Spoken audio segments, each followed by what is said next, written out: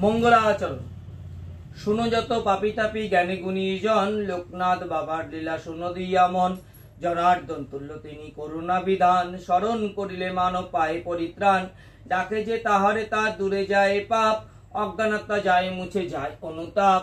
সত্য সত্য পুনঃ সত্য আমার বচন, নিশ্চয়ই হইবে তার অভীষ্ট পূরণ। এসো সবে বল লব তবে তার শ্রীচরণ, দীনশঙ্কর কহে শক্তি পদতনয়। আবির্ভাব। 24 পরগনা জেলা, মহকুমা বারাসাতে, কচুয়া গ্রাম 84 চাকলাতে। রামনারায়ণ ঘোষাল সেতা ধার্মিক ব্রাহ্মণ, কমলা দেবী ধর্মপত্নী জানে সর্বজন। একদা ব্রাহ্মণ বলে তার পত্নী রে, যথাকালে এক পুত্র দান কর মোরে। গৃহত্যাগী সেই পুত্র লইবে সন্ন্যাস, তিনকুল উদ্ধারিবে এই মোর আশ। দেখিতে দেখিতে 3 পুত্র জন্মিল, পুত্র দিতে মাতা তবে রাজি না হইল। চতুর্থ সন্তান সবে ভূমিষ্ঠ হইল, প্রতিবাঞ্ছা পুণ্যতরে প্রদান করিল। নানা সুলক্ষণ শিশু সর্বকলে বরে, দেব শিশু বলি প্রচার হইল ঘরে ঘরে। মহান পণ্ডিত হন ভগবান গাঙ্গুলি, নিষ্ঠাযুক্ত বেদাজ্ঞ তিনি জ্ঞানবান। ব্রহ্মতেজে দ্বিতীয় তার সর্বকালে বর, সংবাদ পাইয়া দেখিতে আসেন সত্তর। সুলক্ষণ যুক্ত শিশু হেরিয়া নয়নে, অতীব আনন্দিত তিন হন মনে মনে। রামকরণের দিন স্থির করি ভগবান, লোকনাথ নাম তার করে প্রদান। যে আশা ছিল রামনারায়ণের মনে, সে সকল কইলেন গাঙ্গুলি ভগবানে। শুনিয়া গাঙ্গুলি তবে বলেন তাহারে, লয়ে যাব পুত্রে উপনয়নের পরে। সম্মত হইল যবে রামনারায়ণ, উভয়ের মনে মনে আনন্দিত মন।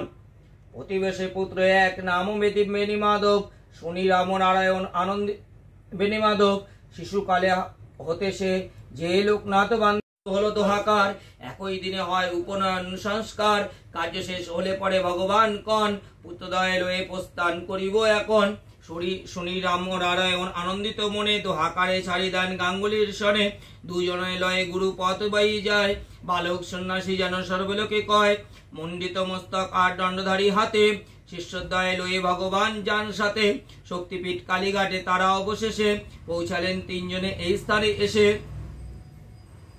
সে সময় স্থানটি ছিল জঙ্গলে ভরে, মাতৃমূর্তি অধিষ্ঠিত ছিল চালাঘরে। গুরু এক বৃক্ষতলে করিয়া আসন, লোকনাথ বেণীরে বসান করিয়া যতন। গুরু আজ্ঞা পালনে তারা হয় অনবত, নানান সাধনা শেখান গুরু সতত। কিছুদিন এই স্থানে করিয়া গমন, শিষ্যদয় লয়ে পুনঃ করেন গমন। নির্জন জঙ্গলে এক মনোরম স্থানে, দুয়ারে লইয়ে গুরু আসেন সেখানে। নক্তভক্ত করেন গুরু ওই স্থানে বসি, রাতে মাত্র আহার সারাদিন উপবাসী। ভিক্ষা করি গুরু আনে তিলার দুধ, যতনে খাওয়ান করিয়া তাদের সিদ্ধ। একান্তরা ব্রত যাবে করে তারা শুরু, একদিন পর মাত্র আহার দেন গুরু। ত্রিরাত্র ব্রত করান করিয়া যতন, একদিন আহার 3 দিন অনশন। গুরু যাবে হইল পঞ্চমে ব্রত, 5ম দিন পর আহার পান সেই মতো। নবরূপে নবপাত্র আর পক্ষ দাও শেষে, মাসবার ব্রত পালে গুরুর আদেশে।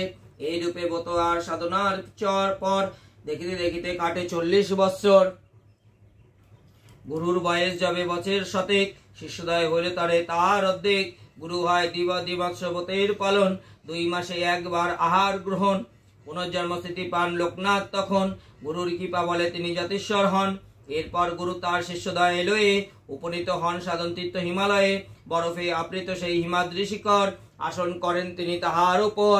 আদেশ করেন তিনি প্রিয় শিষ্য 2 জনায়, তপস্যায় নিমগ্ন থাকো, সদা থাকো হেতায়। যতদিন ব্রহ্মজ্ঞান লাভ নাই হবে, ততদিন দোহে মিলে তপস্যা করিবে। এতকাল করেছ যা ব্রত আচরণ, সাহায্য করিবে তাহা তপস্যা কারণ। নিত্যরঙ্গ ব্রহ্ম লাভ হইবে যে হইতে, ভয় নাই সর্বদা আমি আছি সাথে। গুরুকে প্রণাম করি আশীর্বাদ লয়ে, তপস্যা করিতে বসে এক মন হয়ে। অবশেষে একদিন ব্রহ্মলাভ হয়, ধ্যান ভঙ্গ করিতে লোকচক্ষু মেলিল। সম্মুখে দেখিল তারা গুরু ভগবানে, প্রণাম করিল তারা ভক্তিযুক্ত মনে। গুরুদেব শিষ্যদয়ে বুকেতে ধরিল, বলে এবে দেশ পর্যটনে যাই চলো। গুরু আজ্ঞা সৌধর্য করি সবাই মিলে, ভ্রমিতে ভ্রমিতে তারা আসেন কাবুলে। মোল্লা সাদি নামে এক মুসলমান ঘরে, রইলেন 3 জনে অতি কৃপা করে। কিছুকাল কাটাইয়া সেটা অবশেষে বারাণসী পৌঁছালেন তিনজনে এসে। হিতায় ভাবেন গুরু মনে বিচরিয়া, প্রয়োজন কিংবা আর সংসারে থাকিয়া। পুণ্যতীর্থ কাশীধাম সর্বলোকে কয়, বিশ্বনাথ অন্নপূর্ণা সদা বিজয়। মণিকর্ণিকার ঘাটে ভগবান আসিয়া, দেখেন শ্রী চৈতন্য স্বামী শ্রী তৈলঙ্গ স্বামী আছে বসিয়া। জীবন্ত শিব বিচারে সর্বলোকে জানে, গাঙ্গুলি মিলনে সেই মহাযোগী শনে। নানা কথা তার সাথে করিয়া লোপন, শিষ্যদয়ে তার হাতে করেন অর্পণ। পরের দিন গঙ্গাতে স্নান করি শেষে, বসে রইলেন ঘরে আসন বিশেষে। গুরুর বিলম্ব দেখি শিষ্যরা তখন সেই স্থানে দুজনায় করে আগমন। দেখেন রয়েছে বসু ধ্যানে নিগমন, দেখেন রয়েছেন গুরু ধ্যান নিগমন। গায়ে তার হাত দিতে পড়েন ভূতিতে, তাহা দেখে শিষ্যদয় করে হাহাকার। স্বামীজি বুঝান দেহে যথেষ্ট প্রকার। অবশেষে পুত্র সম তার শিষ্য দুটি শেষকৃত্য করিলেন না করিয়া ত্রুটি। তৈলঙ্গ স্বামীর কাছে ফিরিয়া আসিল, এইরূপে কিছুকাল কাশিতে কাটিল। একদিন স্বামীজিরে করেন প্রকাশ, দেশ ভ্রমেতে তারে মনে জাগে আস। খুশি হয়ে স্বামীজি বললেন যাইতে, অনুমতি পেয়ে তারা লাগিল চলিতে। ভ্রমিতে ভ্রমিতে আসি আফগান দেশে, পারস্য ভ্রমিয়া দহে মক্কায় আসে। কিছুকাল সেই স্থানে থাকে দুইজন, তারপর চলিলেন মদিনা নয়ন। মদিনা ভ্রমণ করি দহে মরুপথে, মরক্কোসেতে যান প্রসিচিতে। শুনিয়া পথেতে এক ফকির তথা, দর্শন লাগিও উপনীত সেতা। মহাযোগী যোগী তিনি দিব্য জ্যোতির্ময়, আব্দুল গাফফার নাম বিদ্য অতিশয়। সদা তাহার মন ব্রহ্মতে স্থির, দেহকারে শনে তার কথা হয় কত। আরব ছাড়িয়া শেষে তার দুইজন, তুরস্ক ইটালি গ্রিস করেন ভ্রমণ। সুইজারল্যান্ড ঘুরিয়া আসি ফ্রান্সেতে, ইউরোপে ভূমি ফিরে দেশে স্বদেশেতে। হিমালয় তীর্থগুলি করি দর্শন, অবদেশে বদ্রীনাথে আইসিল তখন। সহসা তৈলঙ্গ স্বামী উদাদিত হইল, সুমেরুর মতে সবে চলিতে লাগিল। তুষারে তুষারে দেহ হয় সেতাকার, মানুষ কিংবা কোন প্রাণী বুঝে সাধ্যকার। বহু কষ্টে কত পথ পার হয়ে শেষে পৌঁছালেন তারা তিনে সুমেরু উপদেশে। অদ্ভুত সেই স্থানে সেতা নাই ওঠে সূর্য, চিরতিমরাবৃত্ত দেশ অতীব আশ্চর্য। কিছু দেখা নাই যায় সর্বত্র আধার, কিবা দিন কিবা রাত্রি অদ্ভুত ব্যাপার। সুমেরু ভ্রমণ শেষে তারা তিনজনে ভ্রমিতে ভ্রমিতে উপনীত হলো চীনে। সীমান্ত রক্ষী তাদের করে কারাবন্দী, পুনঃমুক্তি করে দেখে যোগ বল শক্তি। একদা তৈলঙ্গ স্বামী ডাকিল রাতে, বলেন দেশে ফিরে যাও মোর আজ্ঞাতে। ব্রহ্মজ্ঞান লাভিয়াছ দেশে ফিরে, এবার থাকো সেবা যেতায় ভক্তগণ মাঝে। তৈলঙ্গ স্বামীর তখন তারা প্রণামিয়া, চন্দ্ররাত পাহাড়াতে আসেন নামিয়া। হঠাৎ দেখেন সেটা মহাদাবানল, ঘেঁষিয়া ফেলাছে যত পাহাড়ি বনাঞ্চল। বনমধ্যে বিজয় কৃষ্ণ লোকনাথ জানিল, অগ্নিহতে যোগ বলে তারে উদ্ধারিল। সেই স্থানে কিছুদিন করি অবস্থান, বঙ্গদেশে উদ্দেশ্যে লোকনাথ যান। তন্ত্র সাধন করে বেনি যায় কামাখ্যাতে, লোকনাথ যান তবে অসমের পথে। অবশেষে ত্রিপুরার দাউদকান্দি গ্রামে আসিয়া লোকনাথ এক বৃক্ষতলে থামে। একদা এক ব্যক্তিতে তার দেগু কর্মকার, প্রণমিয়া বাবার পরিচয় দিল তার। প্রাণদণ্ড হবে তার বুঝি অনুমানে, আশ্রম রইল তাই বাবার চরণে। সকাতরে বলে বাবা বাঁচাও আমায়, বাবা কন মুক্তি পাবি মত্যা কবু নয়। পরের দিন আদালতে বাইরিল রায়, বিচারে খালাস পায় ডেঙ্গু যে তাহায়। অবশেষে লোকনাথ ডেঙ্গুর সাথে আসি উপসীন হন বারদি গ্রামেতে। সেটা আসি বাবা তবে ডেঙ্গুর গৃহেতে। কিছুকাল রন তথা আনন্দিত চিত্তে, সবে কয় দিগম্বর শিরে জটাধর। এ বেটা নয়কো সাধু ভণ্ড অবতার। নানা কথা লোক বলে জনে জনে, সেই কথাবার্তা বাবা কথা শুনে। একদিন দেখেন বাবা চারটি ব্রাহ্মণ যজ্ঞ পবিত লয়ে তর্ক করে অকারণ। গন্তিতে উপবিতে পাকায় আছে জট, সেই জট খুলিতে তাদের বিষম সংকট। লোকনাথ বলে বিবাদ করো কি কারণ, কিবা গোত্র কিবা কোনো বল হয়ে এখনই খুলিব জট। দেখো সর্বজন, বাবা তবে গায়ত্রী মন্ত্র করে উচ্চারণ। বিস্ময়ে দেখিল তারা জট খুলি গেল, আশ্চর্য মানি বাবার চরণে পড়িল। এ কথার লোকমুখে যাবে হইল প্রচার, বহু নর নারী আসি করে নমস্কার। বুঝিল অন্তরে বাবা সামান্যত নন, আশ্রয় করিল সবই বাবার শ্রীচরণ। নাগ মহাশয় বারদি জমিদার বাবার চরণে আসি করে নমস্কার। বলে দয়া করি চলো আমার ভবনে, বাবা কান গিয়ে বাসে ইচ্ছা নাই মনে। যদি দান করো কিছু নিষ্কর জমি, সেথায় আশ্রম এক রচিব যে আমি। এক স্থান বাবা নিজে পছন্দ করিল, আশ্রম মন্দির সেথা নির্মিত হইল। একদিন অবশেষে মহাশুভ দিনে আশ্রম প্রতিষ্ঠা হলো বড় ধুমধামে। আশ্রম অদূরে এক ছিল গোয়ালিনী। বাবার আশ্রমে আসে স্থান পান তিনি। পুণ্যজন্মে মাতা ছিলেন কমলা দেবী নামে। আশ্রম মাতা রূপে থাকেন আশ্রমে। মনাতা কৈবতী নারী নামও বজলাম, কন্যারূপে রইল সেই পূর্ণ ধাম। এই রূপে প্রসিদ্ধ হলো বাবার আশ্রম। দিন যত যায় হয় ভক্ত সমাগম। একদা বিজয় কৃষ্ণ আশ্রমে আসিয়া দেখেন নয়নে তিনি বিস্মিত হইয়া বাবার শ্রীঅঙ্গে যত দেবী দেবী বিরাজিত। ভূমিতে পড়েন দেখে হয় মুচ্ছরিত। শেষে বাবার সনে তার মিলন হইল। সে হতে আশ্রম তার প্রসিদ্ধ লবিল। কালীঘাট মানত করিয়া এক নারী যেতে নাই পারে অর্থ সংকটে পড়ি। আশ্রম মাতার নারী সে কথা জানায়, বাবা যদি দয়া করেন উপায়। মাতা সেই কথা গিয়ে বাবারে জানালো। হাসি হাসি বাবা তবে মাতারে কইল, আনিতে কলহ তার পূজার উপকরণ। মনস্কাম পুরাবো তার আমি সেইক্ষণ। সেই নারীরে মাতা আসি বলে সব কথা। পূজা দ্রব্য আনে নারী সম্ভব যথা। পূজা দিতে বসে যাবে বাবার স্থান। কালীঘাটে কালী দেখে সেটা অধিষ্ঠান। ভক্তিতে প্রণাম করে বাবার চরণ। ধন্য হইল তার মানব জীবন। ব্রহ্মসভা স্থাপন ছিল কলকাতা। জ্ঞানী গুণী জন সেই সমাজের মাথা। কারো কত জ্ঞানী গুণী সে সমাজে আসি। একেশ্বর বাদিতারা ছিল বিশ্বাসী। হিংসা বেশে তারা তবে করি আলোচন। বাবারে মারিতে পাঠায় গুন্ডা দুইজন। লাঠি হইতে নিশা কালে আসে দুই দুষ্ট।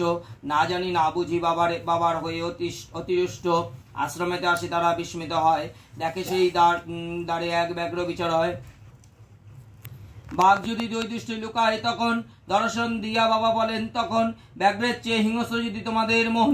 বাঘ দেখে ভয় কেন হয় পাও কারণ। এ কথা শুনিয়া বাবার চরণে পড়িল। বাবার কৃপায় দুই দৃষ্ট উত্তরিল। ভাওয়ালের মহারাজা আশ্রমে আসিয়া এক ছবি তুলিলেন প্রণাম দিয়া। যে ছবি দেখিয়া প্রতি ঘরে ঘরে ভাওয়াল রাজার দান জানবন্তরে।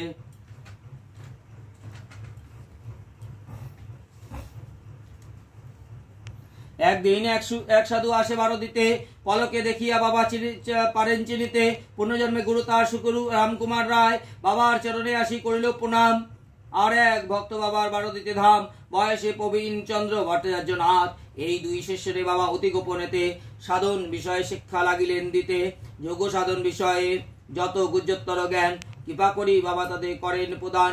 এই রূপে শিক্ষা তাদের সমাপ্ত করিয়া শাস্ত্র আলোচনা করেন শিষ্য ভক্ত নিয়া। 19শে জ্যৈষ্ঠ সেদিন ছিল রবিবার।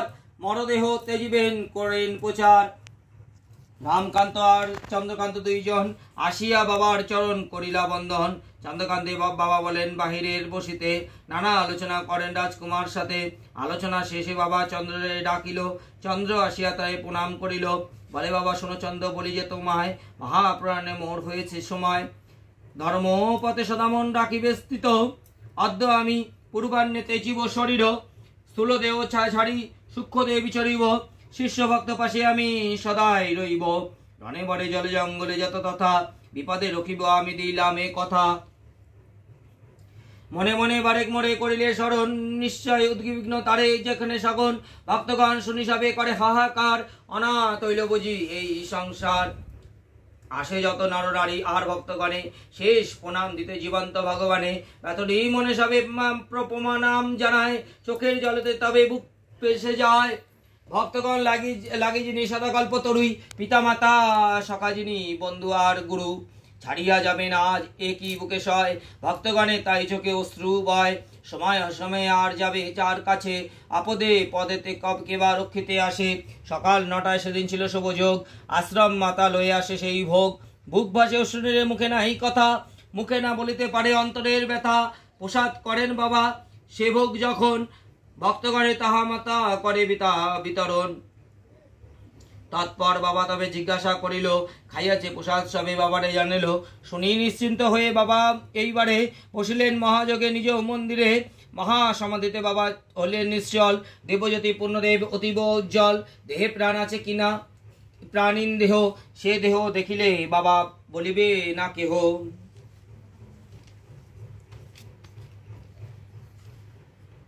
যে দেখি ভক্ত শিষ্য শঙ্কিত অন্তরে।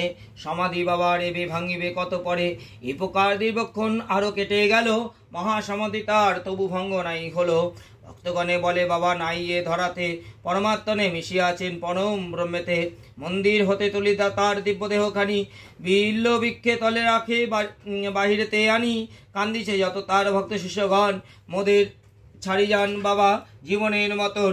একদিকে বাবার শেষ ইচ্ছা যাহা ছিল, সেই মতো আয়োজন করিতে লাগিল। সবে আনে চন্দন কাঠ আর গব্য ঘিত, শেষকৃত্য লাগি বাবার শিষ্য ভক্ত যত। আশ্রমের দক্ষিণ প্রান্তে আর পূর্ব কোণে রচিল বাবার চিতা যত ভক্তগণে। মুখাগ্নি করিল প্রিয় শিষ্য রামকুমার, পুণ্যজন্মে যিনি গুরু ছিলেন বাবার। সেই জন্মে বাবা গুরুর মুখাগ্নি করেছিল, সেই জন্মে শিষ্য রঘু রামকুমার করিল। অবশেষে শেষকৃত্য করি সমাপন, অশ্রু হাজরে ফিরে সব ভক্ত শিষ্যগণ। আজও মনে পড়ে বাবার অমোঘ সে বাণী, এক মনে স্মরিলেন তারে রক্ষা করেন তিনি। সূক্ষ্মরূপে আজও দেখি ভক্ত পাশে রন, আপদে বিপদে তারে করেন রক্ষণ। বাবারে স্মরণ করি যাও যত তথা, সিদ্ধ হবে সেই কার্য না হয় অন্যথা। এই দিন রচিল এবে লোকনাথ পাঁচালী, জয় বাবা লোকনাথ বল সবে মিলি।